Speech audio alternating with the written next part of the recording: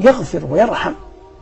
يقول حماد بن سلمة: والله لو خيرت أن يحاسبني أبواي أو الله لاخترت أن يحاسبني الله، فالله أرحم بي من أبوي. هذا عرف حقا معنى قول الله جل وعلا: فما ظنكم برب العالمين. والله يقول في آية يعني قريبة منها: يظنون بالله غير الحق ظن الجاهلية. يظنون بالله غير الحق ظن الجاهلية. أنا أقول لكل من فقد قريبا وصبر: ظن بالله ظن الحق، والله ليعوضنك الله. كل من فقد مالا وصبر: ظن بالله ظن الحق، والله ليعوضنك الله. كل من تورمت قدماه من القيام: ظن بالله ظن الحق، والله لتطأن بقدميك هاتين الجنة، إن كنت مخلصا لله.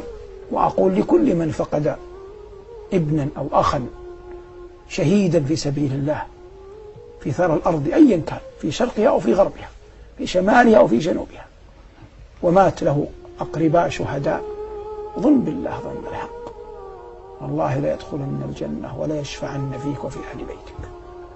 هذا وعد من الله، والله يقول: ومن أوفى بعهده من الله.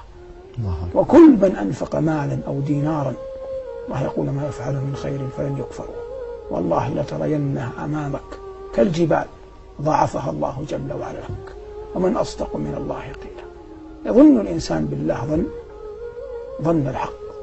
إن قام الإنسان في صلاة الفجر وهو يرى غيره نائم، ثم يذهب إلى المسجد ويعود شاكرا ذاكرا راجيا ما عند الله، والله لن يضيع أجرك عند الله. ظن بالله ظنا حسنا. لو صنعت هذا إلى أحد من ملوك الدنيا علم أنك خرجت من بيتك فجرا وأنت أحوج ما تكون للراحة والمنام، لاستحيا أن يردك إن كان ذا مروءة. لا إله إلا الله. فكيف بالله الذي لا إله إلا هو؟ كيف بمن لا تنفد خزائنه؟ كيف بمن وسعت رحمته كل شيء؟ كيف بمن دعاك فأجبته؟ كيف بمن وفقك أصلا لأن تجيبه؟ الله أرحم وأجل وأكرم وأبر.